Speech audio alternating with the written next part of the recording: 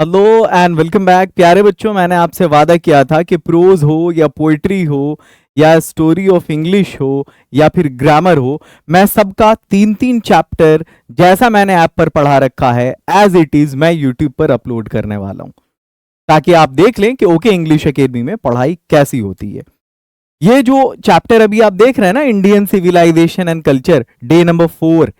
Actually day number 1 में मैंने poetry section का जो पहला चैप्टर है, sweetest love I do not go, वो मैंने पढ़ाया था। डे नंबर 2 में सॉन्ग ऑफ माई सेल्फ पढ़ाया था।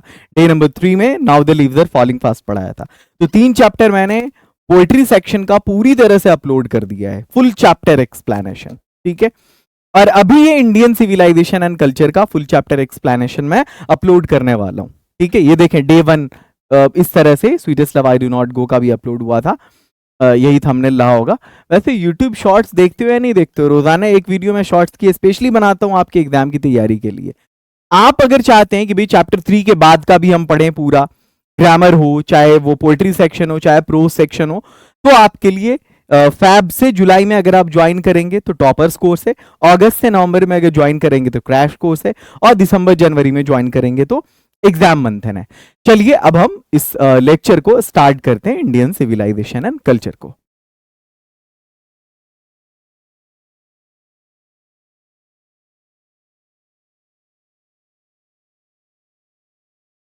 हेलो एंड वेलकम बैक प्यारे बच्चों, आप सभी का स्वागत है ओके इंग्लिश एकेडमी पर। आपने अभी अभी हमारे कोर्स को ज्वाइन किया होगा और आप प्रोज के फर्स्ट चैप्टर की तरफ आए हैं, जिसका नाम है इंडियन सिविलाइजेशन एंड कल्चर। मैं आज इस वीडियो में आपको इसका चैप्टर का लाइन बाय लाइन ही नहीं बल्कि वर्ड बाय वर्ड एक्सप्लेनेशन कराने वाला हूं। आपने बहुत सारी क्लासेस अटेंड किया होगा यूट्यूब पर, और अब आप आए हैं ऐप की तरफ। आपको मैं बता दूं कि अभी जो मैं एक्सप्लेन करने वाला हूं वो पूरे बिहार का सबसे बढ़िया एक्सप्लेनेशन आप पढ़ने वाले हैं। इसके पढ़ने के बाद आप यकीन करें कि हर एक वर्ड की मीनिंग आप बता सकते हैं, अपने से उसको एक्सप्लेन कर सकते हैं, और जरूरत पड़े तो किसी को आप पढ़ा भी सकते हैं। स्टार्ट करते हैं। एक सवाल भी एग्जाम का आपसे नहीं छूटेगा, चाहे वो ऑब्जेक्टिव हो, समरी हो, क्वेश्चन आंसर हो या एक्सप्लेनेशन हो। स्टार्ट करते हैं। सबसे पहले हम लोग, आपको मालूम है कि मैं इसको कैसे पढ़ाने वाला हूं, जरा इसको मैं क्लियर कर देता हूं आपको। सबसे पहले मैं आपको अबाउट राइटर पढ़ाने वाला हूं, क्योंकि आपको मालूम है कि एग्जाम में राइटर के बारे में सवाल आता है। अबाउट राइटर के बाद हम लोग पढ़ने वाले हैं अबाउट चैप्टर। ये जो चैप्टर है ये एस्से है, स्टोरी है, स्पीच है, क्या है, हम इसके बारे में पढ़ेंगे। जब हम ये कर लेंगे अबाउट राइटर और चैप्टर, तो उसके बाद हम थीम पढ़ेंगे। इसका थीम का मतलब है कि राइटर इसमें किस चीज की बात कर रहा है, और फाइनली हम फिर एक्सप्लेनेशन की तरफ आएंगे।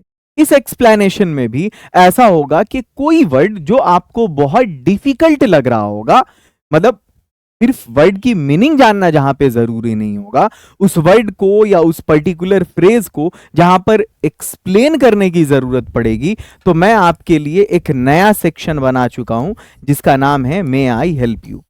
ये जो वोकैबुलरी वाला पोर्शन है वो मैं हर एक स्लाइड में आपको बिल्कुल उसी स्लाइड पर मिल जाएगा।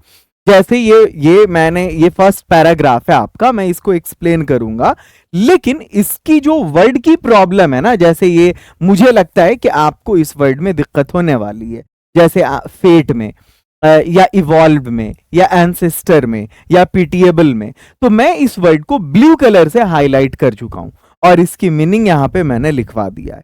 फिर मुझे लगा कि ये सिर्फ मीनिंग लिखने से काम नहीं चलेगा, तो मैंने इस दोनों वर्ड को मे आई हेल्प यू नाम के सेक्शन में डाल दिया है और एक्सप्लेन कर दिया है।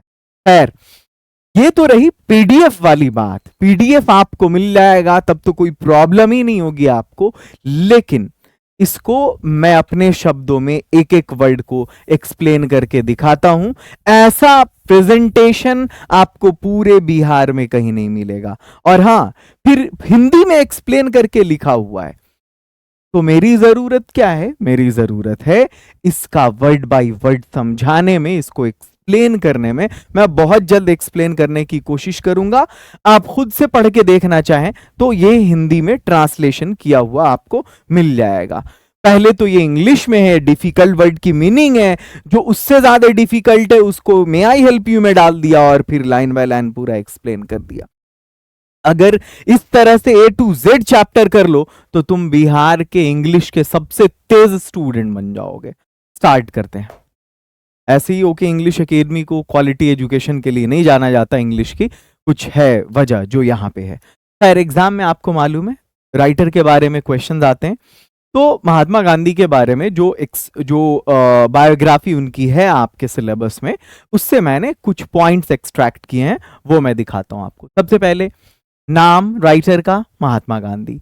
नेशनैलिटी क्या है, तो वो भारतीय थे।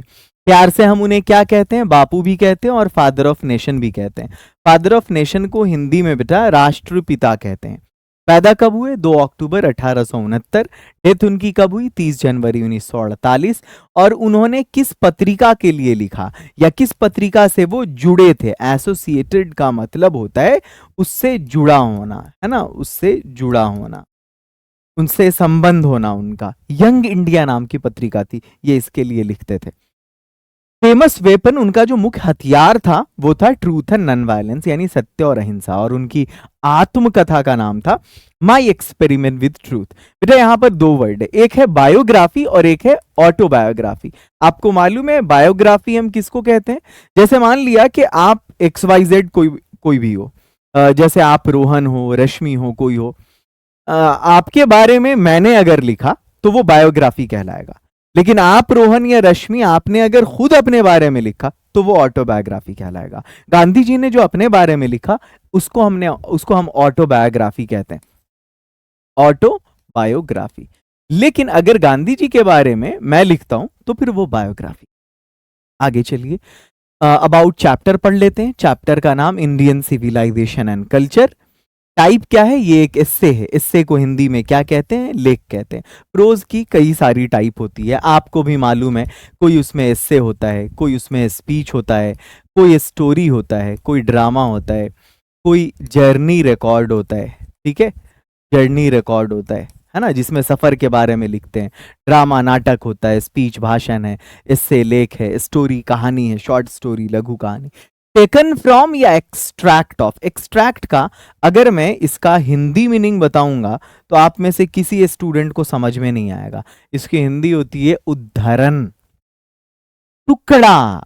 ये आसान वर्ड है। पीस कहां से लिया गया है, तो माय एक्सपेरिमेंट विद ट्रूथ नाम की उनकी किताब है, उसमें से लिया गया है। और वो किताब उनकी आत्मकथा है। तो ये आत्मकथा पूरा नहीं है, ये उसका एक हिस्सा है, एक अंश है। ठीक है, अब चलिए हम थीम की बात करते हैं। थीम असल में वो चैप्टर किस चीज के बारे में है उसके बारे में थीम बताता है हमें। दिस इज एन एस्से, ये एक लेख है। वेयर महात्मा गांधी, वेयर का मतलब होगा यहाँ पे जहां, जहां महात्मा गांधी ने हैज कंपेयर्ड, तुलना किया है भारतीय सभ्यता की पश्चिमी सभ्यता से, Indian civilization to the western civilisation.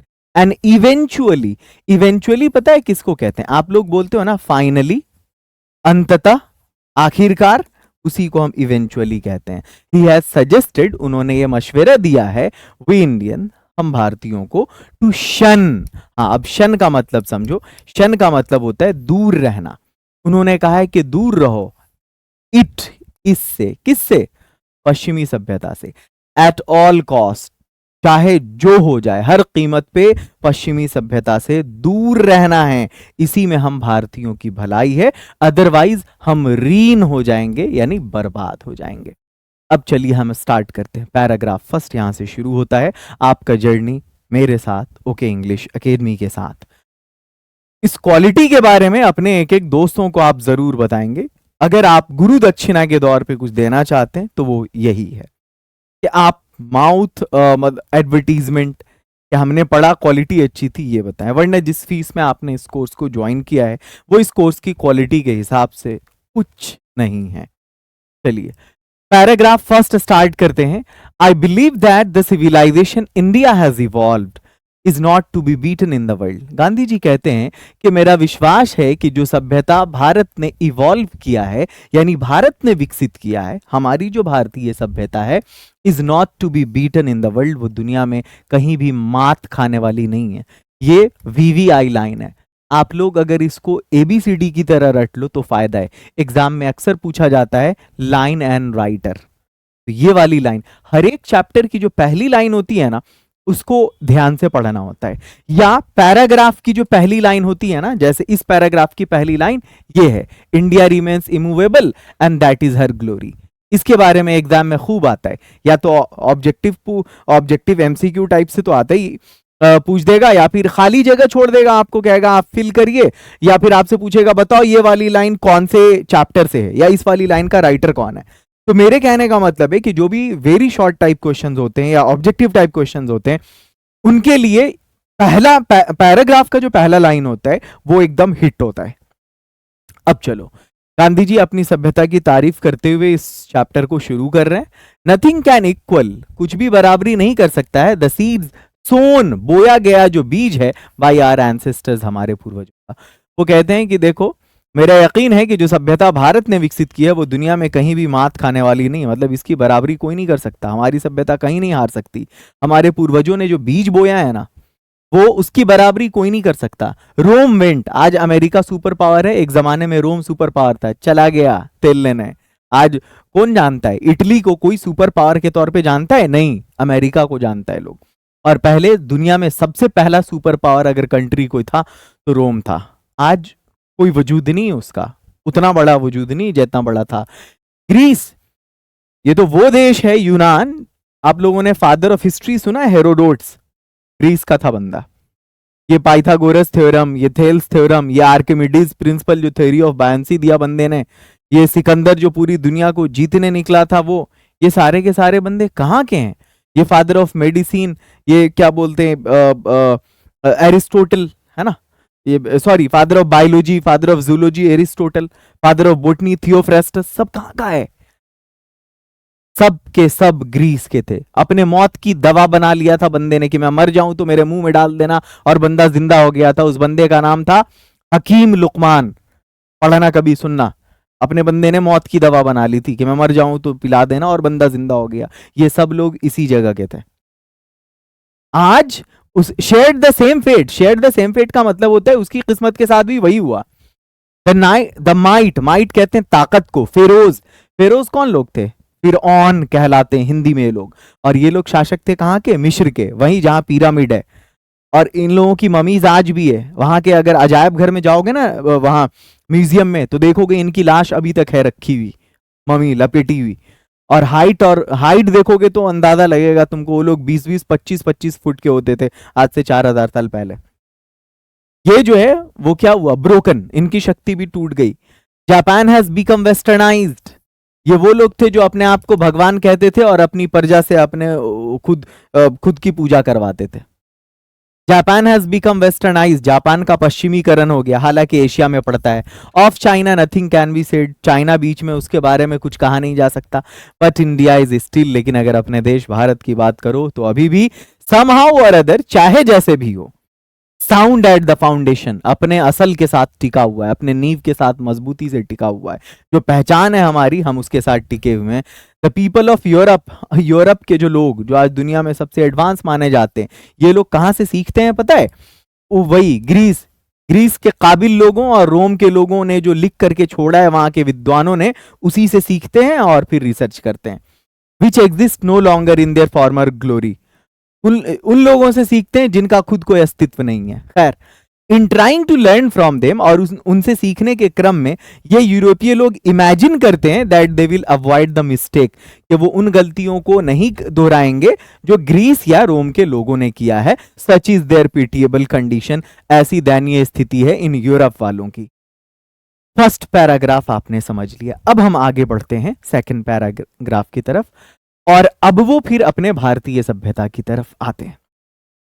In the midst of all this, इन सारी चीजों के बीच, इंडिया रिमेन्स इमूवेबल, भारत अटल है, टसकने वाला नहीं अपनी जगह से।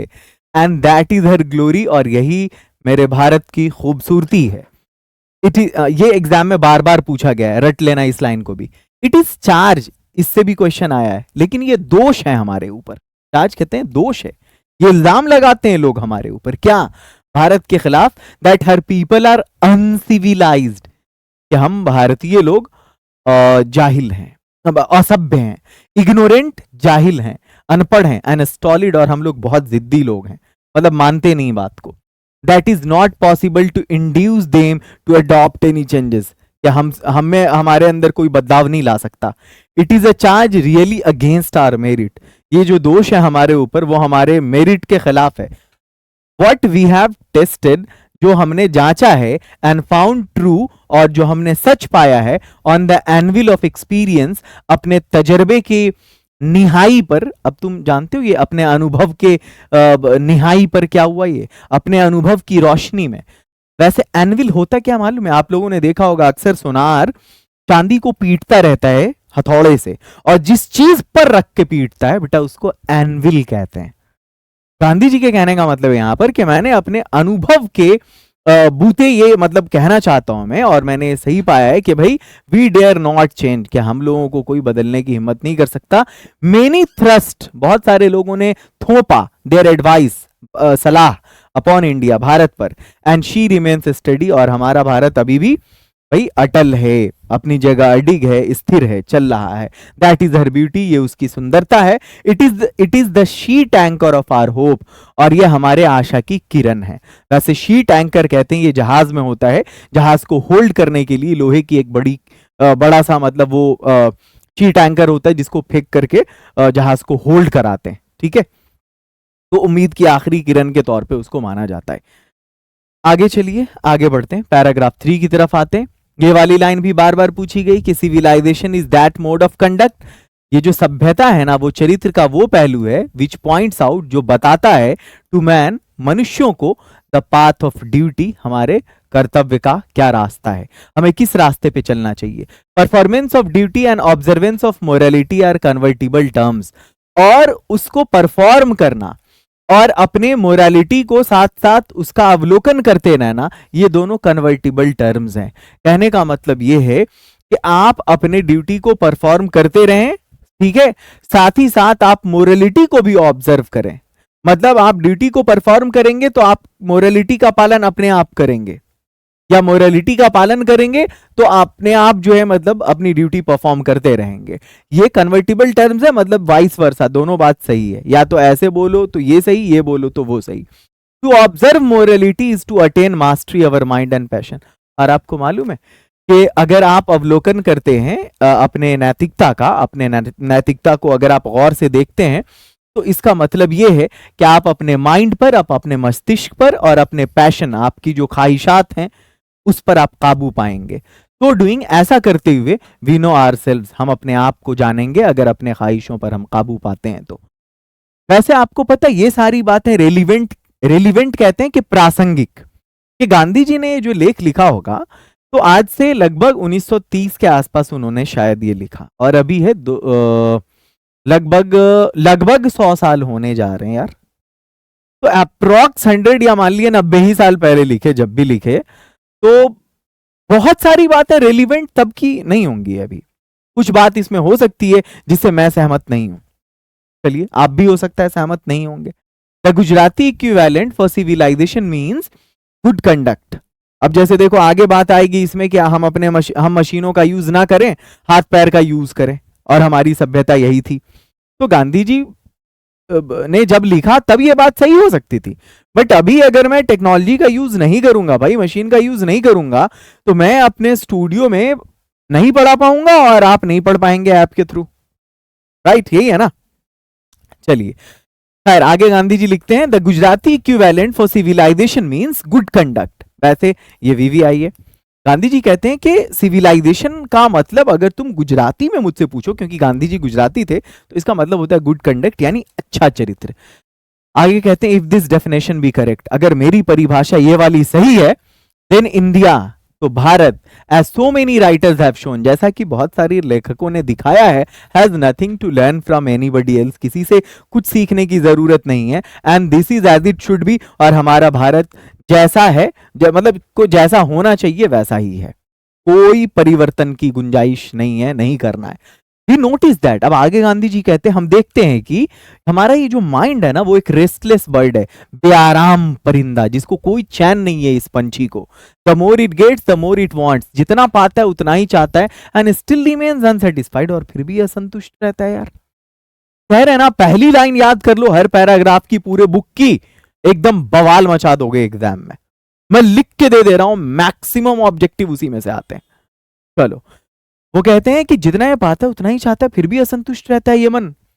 चचा गालिब ने कहा था, चचा गालिब को जानते होगे, शायर हैं, पोइट हैं, उन्होंने कहा था, हजारों ख्वाहिशें ऐसी कि हर ख्वाहिश पे दम निकले, बहुत निकले मेरे अरमा मगर फिर भी कम निकले।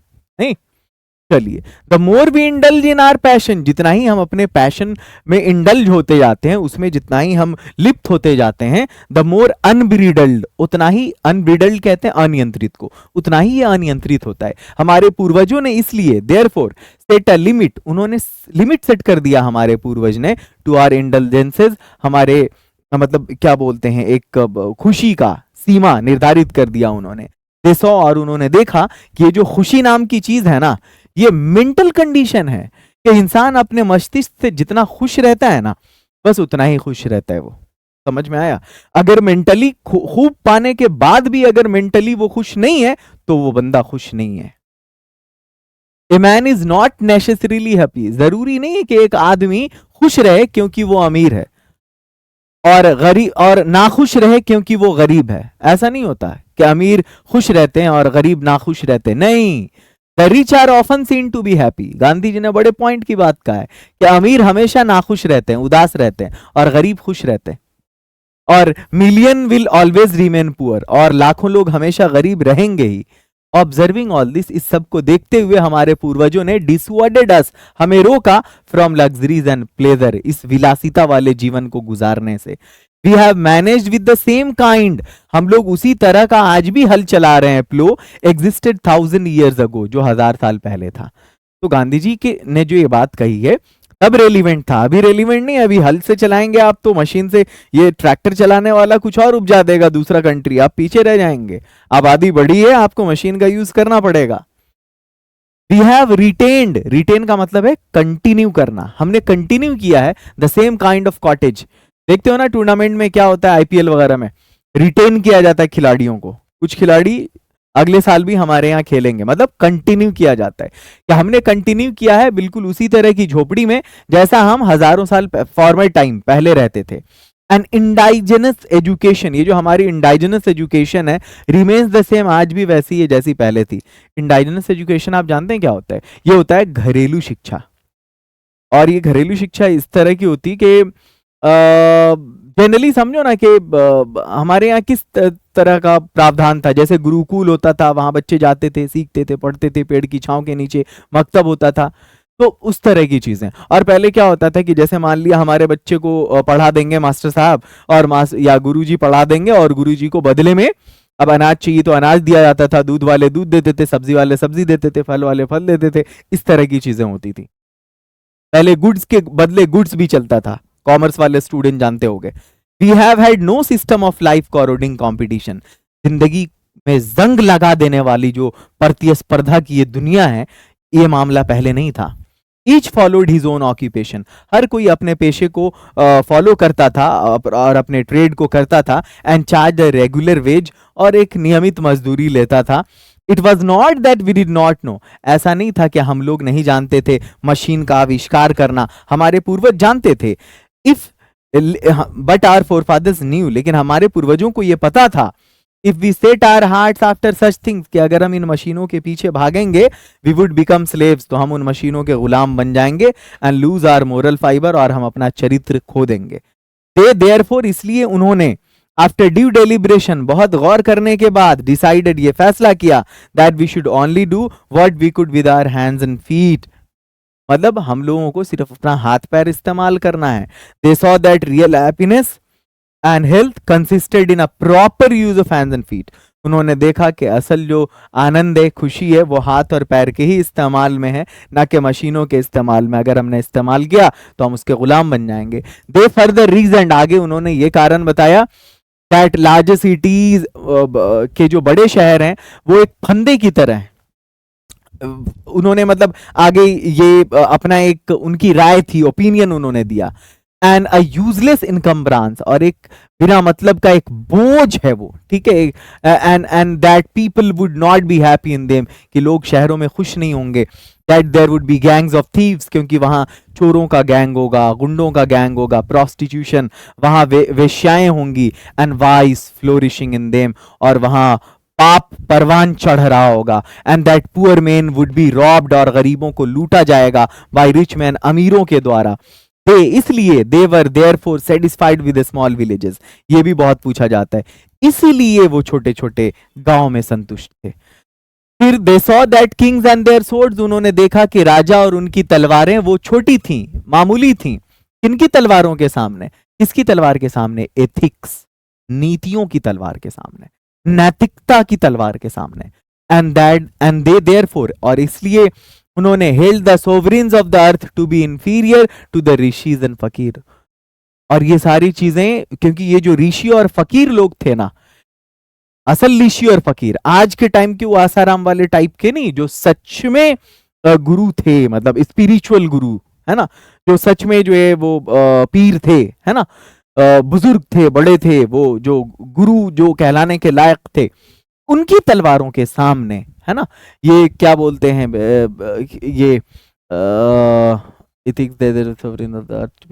हाँ, उनकी उनकी उनकी नीतियों के सामने जो है, इस अर्थ की जो ताकत है, मतलब जो दुनिया के सामने जो ताकत है, वो फीकी फीकी है बिल्कुल। जैसे यहाँ बादशाह है ना, उसकी अपनी ताकत है, लेकिन वो उनके ताकत के सामने फीकी है, क्योंकि उनके पास नैतिकता की तलवार है। ए नेशन, एक ऐसा राष्ट्र with a constitution like this, जहां ऐसा संविधान हो, is fitted to teach others, इस फीटर होगा यहाँ पे, वो फिट है दूसरों को सीखने के लिए, सिखाने के लिए, ना कि उनसे सीखने के लिए, then to learn from others. This nation had courts, हमारे यहाँ ऐसा नहीं कि दरबार नहीं था। लॉयर्स, हमारे यहाँ वकील भी थे, डॉक्टर भी थे, लेकिन वो सब एक लिमिट के अंदर काम करते थे। हर कोई जानता था अपने पेशे को, और किसी को एक दूसरे से सुपीरियर नहीं मानता था। आगे उन्होंने कहा ये वकील जो थे या वैद्य जो थे, वो वैद्य मतलब doctor, did not rob people, लोगों को लूटते नहीं थे। उनको लगता था कि लोग उनके, वो लोगों के डिपेंडेंट हैं, लोग उन पर आश्रित हैं, वो इनके मतलब गुलाम नहीं है, या वो उनके मालिक नहीं है। वो हकीम या वैद्य मालिक नहीं है, और लोग गुलाम नहीं है उनके। जस्टिस वॉज टॉलरेबली फेयर, बहुत हद तक ये जो इंसाफ था वो फेयर था। Ordinary rule was to avoid court, लोग कोर्ट वोट नहीं जाते थे, हालांकि कचहरी थी। There were touts to lure, no होगा, नो टॉट्स, दलाल नहीं थे, टॉट्स बोलते हैं दलाल को, दलाल नहीं थे लोगों को लालच देने के लिए। और ये भी, this evil too was noticeable only in and around capital, और ये चीजें शहरों में, राजधानी के आसपास थी बस, के कोर्ट वकील वैद्य, कोर्ट वकील, इस सब का मामला। बाकी ये गांव घर में ये नहीं चलता था। अरे गांव में घर का मामला घर में सलटा लेते थे लोग। The common people lived independently, common people जो थे आजाद रहते थे, and followed their own agriculture occupation, और अपना जो पेशा था उनका कृषि का, उसको फॉलो करते थे। They enjoy true home rule, वो असल में ट्रू होम रूल को एंजॉय करते थे, मतलब घर की बात घर में ही रहे। नहीं देखते हो गांव घर में आजकल क्या होता है कि किसी ने अगर गलती किया, कोई लड़का कोई लड़की के साथ पकड़ा गया, लोग मतलब बैठते हैं और उसके बाद धोना शुरू कर देते हैं, दो चार उसके पीछे लगाया, और दोनों का शादी ब्याह कर दिया, मामला सलट गया। कोर्ट कचहरी नहीं है, दोनों साइड लाठी बाठी ये सब वो सब नहीं चला, खैर चलता है बट वो उस हद तक नहीं। मामला को लोग गांव में सिलटा लेते हैं, जो सरपंच वाला मामला होता था पहले। तो गांधी जी उसी बात को बता रहे हैं, गांव में रहने, क्यों उन्होंने रहना प्रेफर किया, क्या फायदा है गांव में रहने का। द इंडियन सिविलाइजेशन, और हमारी जो भारतीय सभ्यता है, जैसा कि मैंने बताया है, has been so described by its votaries, votaries कहते हैं हम योगियों को, ऐसा ही यहाँ के योगियों ने, ऋषि मुनियों ने ऐसा ही बताया है भारत के बारे में। दुनिया का कोई ऐसा देश नहीं है, कोई ऐसी सभ्यता नहीं है जिसमें हर आदमी परफेक्ट हो। जाहिर सी बात है, दुनिया के किसी सभ्यता में कोई परफेक्ट नहीं होता। The tendency of Indian civilization, लेकिन एक बात है, हमारी जो भारतीय सभ्यता है ये बढ़ावा देती है मोरल बीइंग को। हाँ भाई याद रखना, हमारी सभ्यता किसको बढ़ावा देती है? नैतिकता को। ये एग्जाम में खूब पूछता है। और ये जो पश्चिमी सभ्यता है वो किसको प्रोपेगेट करती है, बढ़ावा देती है? इमोरलिटी, यानी अनैतिकता को। याद रखोगे। एक और फर्क आप लोगों ने पीछे पढ़ा है, क्या पढ़ा है कि हम लोग हाथ और पैर पर डिपेंड करते हैं, वो लोग मशीनों पर डिपेंड करते हैं। The latter is godless. एक और फर्क बता रहे हैं कि जो बाद वाली पश्चिमी सभ्यता है वो गॉडलेस है, भगवान में यकीन नहीं रखती है लोग या कम रखती है। And farmer is based on belief in God. और हमारी जो भारतीय सभ्यता है हम लोग भगवान में विश्वास करने वाले। अगर मैं एग्जाम में फर्क आएगा बताने को तो क्या क्या बताओगे? क्या हम लोग मोरालिटी को बढ़ावा देते, वो इमोरालिटी को। हम हैंड्स एंड फीट पे डिपेंड करते हैं, वो मशीन पे डिपेंड करते हैं। हम लोग भाई गॉड में बिलीफ रखते हैं, वो लोग गॉडलेस हैं। आगे चलिए। So understanding and so believing और understanding and so believing, it behoves every lover of India to cling to the old Indian civilization as even as a child clings to the mother's breast। मतलब इसलिए गांधी जी कहते हैं कि मैं हर एक भारतीय से जो भारत से प्रेम करता है उससे यही गुजारिश करना चाहूंगा कि भाई उसको भी चाहिए कि वो अपनी भारतीय सभ्यता से बिल्कुल ऐसे चिपका रहे जैसे एक बच्चा चिपका रहता है अपनी मां की छाती से। ठीक है, आगे चलिए। Next one, I am no hater of the West. Gandhi ji यहां पर टेक्निकली मतलब डिप्लोमेटिकली इस बात को क्लियर कर दे रहे हैं, हालांकि इतनी सारी बुराई कर दिया उन्होंने वेस्ट की, फिर भी क्या कह रहे हैं? I am no hater of the West. मैं पश्चिम से नफरत नहीं करता। I am thankful to the West. भाई जो चीज की जिसकी जो चीज गलत है कहना चाहिए और जो अच्छी है वो भी कहना चाहिए। गांधी जी वही कर रहे हैं। वो कह रहे हैं कि मैं शुक्रिया अदा करता हूं वेस्ट का कि मैंने बहुत कुछ सीखा है, क्योंकि वो गए थे वहां पढ़ने के लिए। वेस्टर्न लिटरेचर से मैंने बहुत कुछ सीखा है। मैं थैंकफुल हूं मॉडर्न सिविलाइजेशन का कि मुझे इतनी सारी चीजें इसने सिखाया। लेकिन एक बात फिर वो कह रहे हैं that if I want India to rise to its fullest height, कि मैं अगर भारत को इसके अपनी ऊंचाई पे ले जाना चाहता हूं, I must tell my countrymen frankly, मैंने जो कुछ भी सीखा है पश्चिम से एकदम फ्रैंकली निष्कपट रूप से बेलाग लपट मैं ये बात कहना चाहता हूं अपने भारतीयों को, भारत देशवासियों को, after years and years of experience, कि मेरा तो सालों साल का तजर्बा है ना, मैं अफ्रीका भी रहा, इंग्लैंड भी रहा, इस आधुनिक सभ्यता को मैंने देखा है। I have learned one lesson, मैंने एक सबक सीखा है इससे, and that is that we must shun it at all cost. और वो यही है कि भाई इससे जितना दूर रहो, शन का मतलब दूर रहना, लिख दिया मैंने, जितना दूर रहो उतना अच्छा है। मतलब तारीफ करते हुए भी बुरा ही कर दिया उन्होंने कि मैंने इससे एक ही सबक सीखा है कि इससे दूर रहो। What is that modern civilization? फिर वो सवाल करते हैं कि आधुनिक सभ्यता क्या है? It is the worship of material, ये वस्तुओं की पूजा है। एक इंसान सुबह से लेकर रात तक मशीनों से घिरा रहता है। It is the worship of brutishness, ये हमारे अंदर के हैवान की पूजा है। इट इज अनएडल्टरेटेड मटेरियलिज्म, ये बिल्कुल क्या बोलते हैं, विशुद्ध रूप से जो है भौतिकवाद है। मतलब कोई मिलावट नहीं, पूरी तरह से मशीन पर निर्भर ये दुनिया है। And modern civilization is nothing, और मॉडर्न सिविलाइजेशन कुछ नहीं है अगर ये अपने हर एक कदम पे ना सोचे। मॉडर्न सिविलाइजेशन को ये लग रहा है ना कि इसकी जीत हो रही है, नहीं, इसकी जीत नहीं हो रही है, बल्कि मॉडर्न सिविलाइजेशन की हार हो रही है। और अगर इसने नहीं सोचा अपने हर एक कदम पे, तो ये मॉडर्न सिविलाइजेशन एक ना एक दिन खत्म होने वाली है। खैर आगे बढ़िए। नेक्स्ट वन है, अगला है, इट इज परहैप्स अननेसेसरी। फिर आगे वो एक चीज क्लियर कर देना चाहते हैं। वो कहते हैं कि देखो, हो सकता है कि ये गैर जरूरी हो, है ना। इट इज परहैप्स अननेसेसरी, हो सकता है कि ये गैर जरूरी हो, इफ नॉट यूजलेस, अगर ये बेकार नहीं है तो जरूरी भी नहीं है कि भाई दो सभ्यताओं के मेरिट को की तुलना की जाए, जरूरी नहीं है। It is likely that the West has evolve a civilization, हो सकता है, संभावना है कि पश्चिम के लोगों ने ऐसी सभ्यता विकसित की हो जो इसके अपने क्लाइमेट को सूट करती हो, और इसके क्लाइमेट और सराउंडिंग को सूट करती हो। एंड सिमिलरली, और उसी तरह से हमने ऐसी सभ्यता विकसित की है अपनी परिस्थिति के हिसाब से, जो हमें सूट करती हो।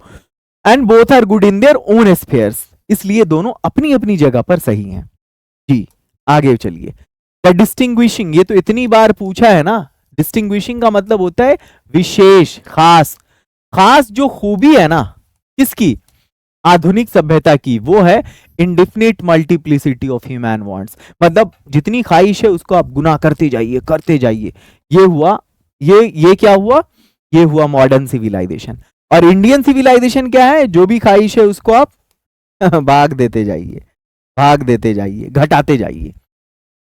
The characteristic of ancient civilization, और ये जो प्राचीन सभ्यता जो है उसकी खूबी है इंपेरेटिव रेस्ट्रिक्शन अपॉन, के उस पर भाई लगाम डालिए, लगाम लगाइए, एंड स्ट्रिक्ट रेगुलेटिंग ऑफ, और उस पर सख्ती से भी रेगुलेशन करते रहिए, देखते रहिए इन ख्वाहिशों को कि ये कहीं बढ़ तो नहीं रही है। ये जो मॉडर्न और वेस्टर्न इनसैटिएबलनेस है ना, असंतुष्टि, वो अराइजेज, निकलती है from want of living faith in a future state and therefore also in divinity. The modern और western insatiableness arises really from want of living faith in a future state and therefore also in divinity. ये जो modern और western इनसैटिएबलनेस है, इनसैटिएबलनेस कहते हैं हम असंतुष्टि को ही, इनसैटिएबलनेस संतुष्टि नहीं, असंतुष्टि होगा, ठीक है। कि हम लोग भविष्य में जो रहने की एक कल्पना करते हैं ना, फ्यूचर में रहने की, कि भाई हमारा भविष्य और अच्छा हो, बढ़िया हो, सुदृढ़ हो, सुगम हो, ये इसी चीज से ये अराजकता उठती है, निकलती है, ठीक है। इसलिए वो कहते हैं कि भाई डाइविनिटी की तरफ बढ़ा जाए, ठीक है, मतलब दैवीय जो एक लाइफ, जिंदगी गुजारने का जो एक तरीका है ना, उसकी तरफ बढ़ा जाए। The restraint of ancient or eastern civilization arises from a belief. Restraint का मतलब होता है किसी चीज पर कंट्रोल करना, रोकथाम करना।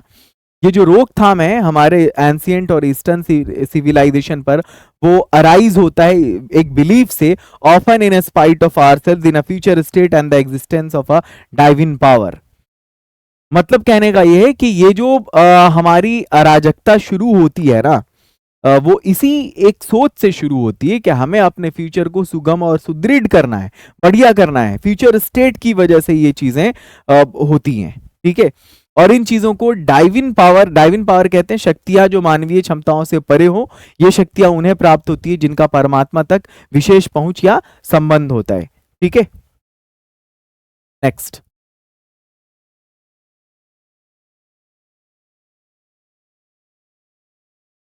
some of the immediate and brilliant result of modern inventions are too maddening to resist. फिर वो कहते हैं कि देखो कुछ ऐसी, ये सारी तारीफ तो उन्होंने कर दिया भारतीय सभ्यता की, और अब पश्चिमी सभ्यता की भी कुछ तारीफ करनी पड़ेगी कि भाई ये जो आविष्कार है, उस गांधी जी के जमाने में भी हो सकता है टेलीफोन या हवाई जहाज उस जमाने में हो गया हो, तो वो चीजें जो है उसका फायदा गांधी जी इंग्लैंड कैसे बात कर पाते, उसी से। तो वो इस बात को वो भी मानते हैं कि देखो कि कुछ जो इमीडिएट का मतलब है अभी अभी, और ब्रिलियंट का मतलब बिल्कुल लाजवाब, जो आविष्कार हुए हैं, मॉडर्न आधुनिक इन्वेंशन हुए हैं, आर टू मैडनिंग, वो लेकिन बहुत पागल कर देने वाले हैं। टू रेसिस्ट, कि इंसान अपने आप को रोक नहीं पाए। मैडनिंग टू रेसिस्ट मतलब इतना पागल कर देने वाला है कि आदमी रोक नहीं सकता अपने आप को। But I have no manner of doubt that the victory of man lies in that resistance. फिर भी गांधी जी बिल्कुल एकदम सख्त बने हुए हैं, लेकिन भाई जीत इसी में है कि अपने आप को उन सारी चीजों से दूर रखा जाए, लेकिन अभी पॉसिबल नहीं है। अब तुम लोगों से एक दिन, मुझे लगता है कि अगर मैं एक हफ्ते के लिए मोबाइल ले लूं और कहीं ऐसी जगह पे भेज दूं जहां कोई नेटवर्क कनेक्शन नहीं, तुम्हारे पास कोई डिजिटल जो है वो ऑब्जेक्ट नहीं हो, फोन, लैपटॉप, मोबाइल कुछ भी नहीं हो, ले लिया जाए, तो एक हफ्ता तुम स्पेंड नहीं कर पाओगे किसी ऐसी जगह पे, एनीवेयर इन द वर्ल्ड। दुनिया की सारी सहूलत दे दिया जाए लेकिन ये चीजें छीन ली जाए तो you can not spend. We are in danger of bartering away the permanent good for a momentary pleasure. वो कहते हैं ये सब जो मशीन है ना, मोमेंट्री प्लेजर है, पल भर का सुख देता है। हम इसके चक्कर में भाई परमानेंट सुख से समझौता कर रहे हैं, ये गलत बात है। परमानेंट सुख नैतिकता वाला सुख, ख्वाहिशों को रोकने वाला सुख। Just as in the West, पश्चिम में जिस तरह से they have made wonderful discoveries, उन्होंने बहुत सारे आविष्कार किए हैं मटेरियल के संदर्भ में, सिमिलरली उसी तरह से हिंदुइज्म, हमारी जो भारतीय सभ्यता है, हिंदुत्व ने भी has made still more marvellous discoveries, ज्यादा अच्छा आविष्कार किया है। किस चीज के मामले में? तो याद रखोगे पॉइंट्स, धर्म के मामले में, स्पिरिट इट मींस के भावना के मामले में, सोल आत्मा के मामले में, इस मामले में हमने उससे ज्यादा तरक्की की है पश्चिम से। But we have no eye for these great and fine discoveries, लेकिन हमारे पास इन आविष्कार को देखने के लिए आंखें नहीं है। We are dazzled by the material progress. हमारी आंखें चौंधिया गई हैं। डैजल मीन्स चौंधिया जाना। इस मटेरियल की तरक्की को देखते हो। मटेरियल कहते हैं यार वस्तु को, थिंग को, ऑब्जेक्ट को। वेस्टर्न साइंस हैज, जो पश्चिमी साइंस ने बनाया है, I am no enamoured of that progress. Enamoured का मतलब ये होता है कि मैं उस पर मोहित नहीं हूं। In fact it almost seems as though God in his wisdom has prevented India from progressing along those lines. ऐसा लगता है कि भगवान ने ही खुद रोक रखा है कि इस तरह की तरक्की तुम्हारे लिए सही नहीं है, भारतीयों को। So this is so that it might fulfill its special mission of resisting the onrush of materialism, ताकि हम भारतीय लोग इस बहाव को रोकने में सफल हो सकें। ठीक है, आगे चलिए। मतलब किस बहाव को? वो जो लोग ऑब्जेक्ट की तरफ भाग रहे हैं, वस्तुवाद की तरफ भाग रहे हैं। आफ्टर ऑल, खैर there is something in Hinduism, कुछ तो है इसमें, इस हिंदुत्व में, जिसने इसको अभी भी जिंदा रखा हुआ है। It has witness the fall of, इसने बेबीलोन की सभ्यता को गिरते देखा है। भारत ने सीरिया, शाम की सभ्यता को गिरते देखा है। सीरिया एक कंट्री है जो अरब के बगल में। पर्शियन, ये ईरानियन कल्चर को गिरते देखा है। इजिप्टियन, मिस्र के कल्चर को गिरते देखा है, मतलब वहां की सभ्यता को। Cast a look around you, अपने चारों तरफ नजर दौड़ाओ। Where is Rome and where is Greece, कहां है रोम, कहां है Greece. Can you find today anywhere, क्या तुम आज देख सकते हो कहीं पर भी। The Italy of Gibbon, Gibbon के इटली को। गिबन कौन है? गिबन एक बहुत बड़ा हिस्टोरियन, इतिहासकार है, एक पार्लियामेंटेरियन भी था जो वहां का एमपी था इंग्लैंड का, और उसने the decline and fall of Roman Empire, Roman साम्राज्य पे एक किताब लिखा था। तो गांधी जी का कहना है कि जिस गिबन ने जिस रोमन साम्राज्य की बात की थी, क्या वो रोमन साम्राज्य आज कहीं दिखता है? और फॉर रोम वॉज इटली, और रादर द एंशिएंट रोम, वो प्राचीन रोम दिखता है? फॉर रोम वॉज इटली, जो मतलब इटली की राजधानी है, बिल्कुल नहीं दिखता। आगे चलिए। वो कौन रोम है? वही रोम जो अब इटली हो गया है। गो टू ग्रीस, फिर कहते हैं ग्रीस जाओ। Where is the world famous Attic civilization, यानी एटिक सिविलाइजेशन कहाँ की सभ्यता थी? ग्रीस की। वो कह रहे हैं दुनिया में बहुत फेमस थी एटिक सिविलाइजेशन, आज दिखता है कहीं? नहीं। Then coming to India, Bharat आओ। Let one go through the most ancient record, और जाओ पुराने रिकॉर्ड को खंगालो कि हम लोग कैसे रहते थे। And then look around you, और तब अभी हमारे इंडिया को देखो। you'd be constrained to say, तुम कहने पे मजबूर हो जाओगे, yes I see here ancient India is still living, हाँ मैं देखता हूं यहाँ आज भी पुराना भारत जिंदा है। सबको ही मिट गया, सबकी सभ्यता मिट गई, लेकिन हमारी नहीं मिटी, हम आज भी हैं। ट्रू, और ये बात सच है। देयर वर डंग हीप्स, क्योंकि पहले जो है वो क्या बोलते हैं, देयर वर डंग हीप्स कहते हैं गोबर के ढेर को, है ना। To here and there, but there are rich treasures buried under them.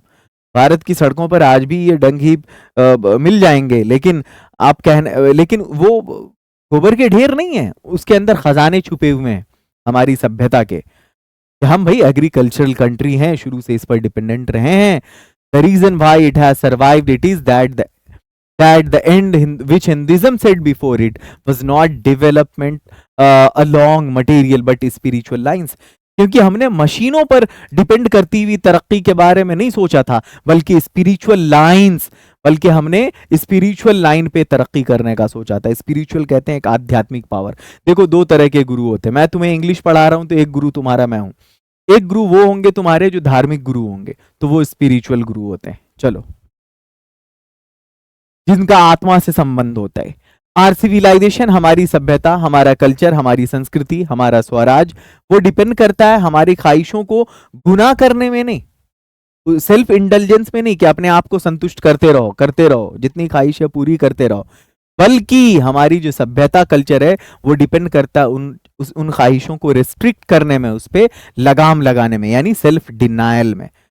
आगे चलिए, नेक्स्ट है यूरोपियन सिविलाइजेशन। जो है नो डाउट, कोई शक नहीं है इसमें कि वो यूरोपियों के लिए सूट करती है, लेकिन हम भारतीय रीन बर्बाद हो जाएंगे। मोस्ट वीवीआई क्वेश्चन है, बार बार पूछा है, अगर हमने इंडेवर यानी कोशिश किया इसको नकल करने की तो। This is not to say that we may not adopt and assimilate, ऐसा नहीं कि हमको जो है हम अडॉप्ट नहीं कर सकते, एसिमिलेट कॉपी नहीं कर सकते, what ever may be good and capable of assimilation by us, जो चीज जरूरी होगा हम उसकी कॉपी करेंगे, as it does not also mean that even the European will not have to part with whatever evil might have crept into it.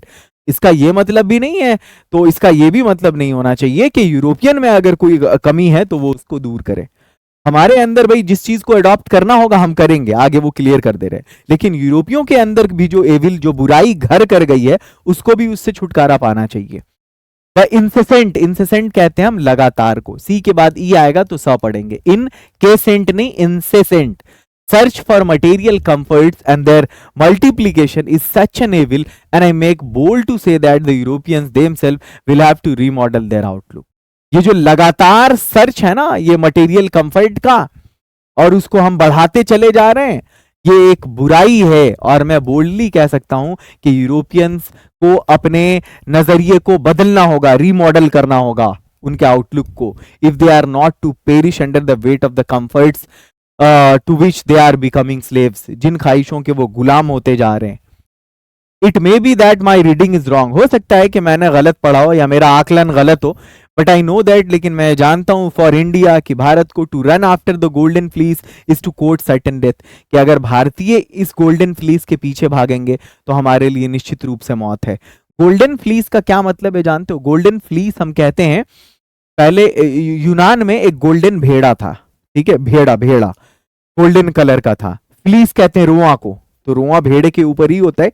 तो मान्यता थी कि वो जिसके पास होगा ना उसी का राज होगा, उसी का साम्राज्य होगा, उसी की जीत होगी। तो उसको पाने के लिए लड़ाई हुई और लाखों लोग उसमें मारे गए, और सच में वो जिसके पास होता था उसी की जीत होती थी।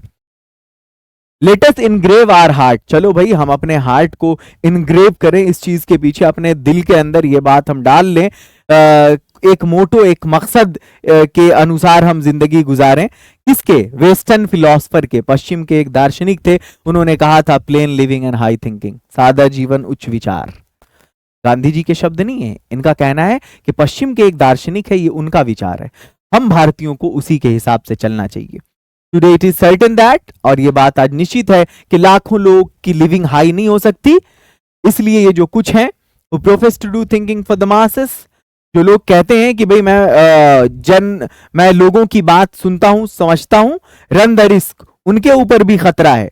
जैसे वो अपने बारे में भी बात कर रहे थे कि हम लोग जो दावा करते हैं कि मासेस के लिए हम सोचते हैं, पब्लिक जनता के लिए सोचते हैं, हम भी एक रिस्क के तहत गुजर रहे हैं कि भाई कि हाई लिविंग के पीछे भागते भागते ऐसा नहीं हो कि हम हाई थिंकिंग को छोड़ दें।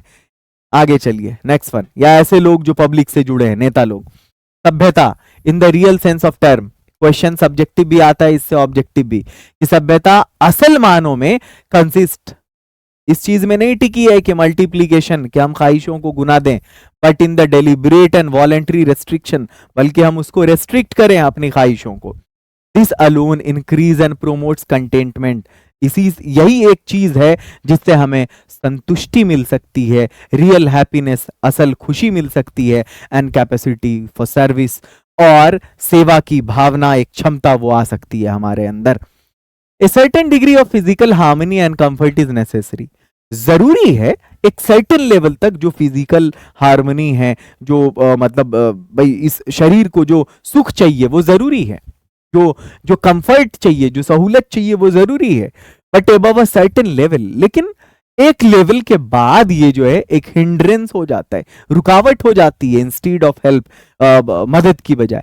अब जैसे देखो अभी ये रिमोट पता नहीं काम नहीं कर रहा, हमको बहुत ठंडी लग रही है, क्यों? क्योंकि ये जो है बहुत ज्यादा ही रूम ठंडा हो गया, तो मुझे इस एसी को बंद करना है, नहीं तो क्या होगा, ठंड लगेगी, ज्यादा ठंड लगेगी तो पैरालाइज हो जाएगा बंदा। अब एक के बजाय 3 एसी इस कमरे में लगा दो, तो भाई एसी जरूरी है, बट एक कमरे में 3 एसी जरूरी नहीं है। तो कंफर्ट का लेवल जब बहुत हाई हो जाएगा, अननेसेसरी हो जाएगा, तो वो हमारे लिए रुकावट हो जाएगी, यही कहना चाह रहे गांधी। इसलिए the ideal of creating an unlimited number of wants and satisfying them seems to be a delusion, ये एक भ्रम की तरह, वहम की तरह कि अपनी ख्वाहिशों को बढ़ाते जाइए और फिर उसको सेटिस्फाई भी करते जाइए, एन स्नेयर, और वो एक आपके लिए स्नेयर बन जाएगा। स्नेयर कहते हैं फंदा को। The satisfaction of one's physical need, किसी के शरीर का जो सुख है, जो उसको चाहिए, even the intellectual needs of one's narrow self must meet at a certain point, a dead stop before it degenerates into physical intellectual virtuousness. Virtuousness कहते हैं विलासिता को, विलासिता के लेवल तक पहुंचने नहीं देना है, क्योंकि उसका एक न एक दिन उसको खमियाजा भुगतना पड़ेगा। अगर सर्टेन लेवल से आगे बढ़ेंगे तो एक डेड स्टॉप लग जाएगा उस पे। A man must arrange his physical and cultural circumstances, एक आदमी को उसका जो अपना फिजिकल शारीरिक और उसका जो कल्चरल सांस्कृतिक सर्कमस्टांसेस हैं, परिस्थिति हैं, उसको इस तरह से अरेंज करना चाहिए so that do not hinder them. मतलब उसके आसपास का जो माहौल है वो उसको उस तरह से सेट करना चाहिए, या उसके जीवन गुजारने का जो तरीका है उसको इस तरह से सेट करना चाहिए कि भाई वो they do not hinder him in his service of humanity, कि मानवता की सेवा में ये चीजें उसके लिए रुकावट ना बने, on which all his energy should be concentrated, जिस पर उसका सारा एनर्जी केंद्रित है। इट मीन्स आपको अगर मानवता की सेवा करनी है, इस दुनिया के काम आना है, तो भाई आपको अपने आपको सेल्फ इंडल्जेंस पे नहीं बल्कि सेल्फ डिनायल से काम लेना पड़ेगा। आपको अपनी ख्वाहिशों को बढ़ाना नहीं है, उसको घटाना है, उसको कंट्रोल करना है। और अगर आपको सहूलत चाहिए ही, कंफर्ट चाहिए ही, तो एक लिमिट के तहत। ये था आपका पैराग्राफ 24, ये लास्ट पैराग्राफ है। और मेरे बच्चों अगर आप ये चीज चाह रहे हैं कि इसकी हार्ड कॉपी मिल जाए आपको, तो ये हार्ड कॉपी है। ये किताब मेरे बगल में आप देख रहे हैं, Rainbow Rider, a complete self study book according to latest syllabus and pattern of BSEB. Impulse की अपार सफलता के बाद मैंने एक किताब इंपल्स लिखा था जिसने पूरे बिहार में तहलका मचा रखा है। पूरे 100 मार्क्स की इंग्लिश की बुक थी। इसके बाद मैंने इस किताब को लिखा था जो लाइन बाय लाइन पूरा प्रोज और पोइट्री इसके अंदर है, जो फाइल अभी आपको मिली है। 12th इंग्लिश में निश्चित सफलता के लिए जरूर पढ़ें। बिहार बोर्ड के बच्चे, ऑनलाइन ऑफलाइन दोनों अवेलेबल है, आपके यहाँ भी मिल जाएगी ये, है ना। अगर आप चाहते हैं, आपके पास अभी तक नहीं, तो मैं यहाँ पर एक नंबर दे दे रहा हूँ, आप इस नंबर पर कांटेक्ट करके इस किताब का प्रीव्यू जरूर मंगा लेंगे, बुक परचेस करना। और हाँ, साइंस और आर्ट्स की तैयारी के लिए भी हमारा wonderful channel okay science academy, okay arts academy, जो क्वालिटी आपको यहाँ पर मिलती है वही क्वालिटी आपको साइंस और आर्ट्स की भी मिलेगी, मेरा पूरा वादा है। और पूरे बिहार से सबसे कम फीस पे हमारे यहाँ पढ़ाया जाता है, 50% से भी कम फीस पे। साइंस और आर्ट्स का नंबर 1 कोर्स है। अगर आप फैब से जुलाई के बीच ज्वाइन करना चाहेंगे कभी भी 12th क्लास के लिए, तो मिशन बैच, और वो अगस्त से नवंबर के लिए जुनून बैच, दिसंबर जनवरी के लिए एग्जाम टाइम। हमने 10th भी अब स्टार्ट कर दिया है, उसके लिए हमारा चैनल है ओके ऑनलाइन एकेडमी। तो आप अपने जूनियर से भी जरूर सजेस्ट करेंगे ओके ऑनलाइन एकेडमी से जुड़कर अपने 10th की तैयारी करने को। ये आप याद रखेंगे, बिहार में सबसे अच्छी क्वालिटी, बिहार में सबसे कम पैसा। ओके ग्रुप के जितने भी चैनल्स हैं उस पर, चाहे ओके इंग्लिश एकेडमी हो, ओके आर्ट्स एकेडमी हो, ओके साइंस एकेडमी हो, या ओके ऑनलाइन एकेडमी हो। अगर आप 100 मार्क्स की इंग्लिश की बुक चाहते हैं, ठीक है, 100 इंग्लिश की, या अगर आप 100 हिंदी की बुक चाह रहे हैं, या आप 100 उर्दू मार्क्स की बुक चाह रहे हैं, तो इसका सैंपल आप मंगाइए अपने नंबर पे। और 12th जब आपका हो जाए तो इंग्लिश स्पीकिंग के लिए जरूर जुड़िए आप लिंगो ऐप से, हमारे लिंगो चैनल से। हमारे इंग्लिश स्पीकिंग का चैनल है, पहले से सब्सक्राइब करके छोड़ देना, उसके बाद फिर मुलाकात होती है एग्जाम के बाद आपके। इंग्लिश स्पीकिंग का बहुत ज़बरदस्त चैनल है हमारा, लाखों सब्सक्राइबर्स इस पे भी हैं, लगभग 1.5 लाख। तो मुलाकात आप लोगों से होती है फिर अब अगले चैप्टर में। उम्मीद है आपको चैप्टर बहुत पसंद आया होगा। अगर पसंद आया है तो आप रिव्यू एक प्ले स्टोर में ज़रूर जाकर दें। प्ले स्टोर में ऐप को इंस्टॉल किया होगा आपने, तो वहाँ पे रिव्यू आया होगा, 5 स्टार दे करके एक अच्छा सा रिव्यू लिखें। अपने दोस्तों को ज़रूर बताएं कि भाई ओके इंग्लिश एकेडमी से जुड़ो, क्वालिटी इस लेवल की मिलती है यहाँ पर। ढेर सारा प्यार, मिलते हैं फिर अगली वीडियो में, अगले चैप्टर में।